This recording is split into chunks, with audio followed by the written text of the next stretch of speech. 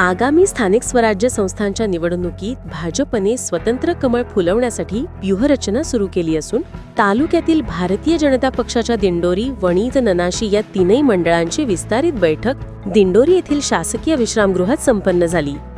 यावेळी भाजपाचे जिल्हाध्यक्ष सुनील पच्छाव यांनी स्वतंत्र लढण्याचे रणशिंग फुंकले असून याची जबाबदारी माजी आमदार रामदास चारोस्कर यांच्या खांद्यावर दिली आहे। चारोस्करांनी भाजपात प्रवेश केल्याने तालुक्यात भाजपाची ताकद वाढली असून त्यांच्या नेतृत्वाखाली आगामी स्थानिक स्वराज्य संस्थांच्या निवडणुकीत भाजपला यश मिळवून देण्यासाठी महायुतीला मोठं माती देत तालुक्यातील सर्व जिल्हा परिषद गट, पंचायत समिती गण लढवण्याचा संकल्प भाजपाच्या बैठकीत करण्यात आला आहे। त्यामुळे महायुतीत बिघाडी होण्याची शक्यता आहे।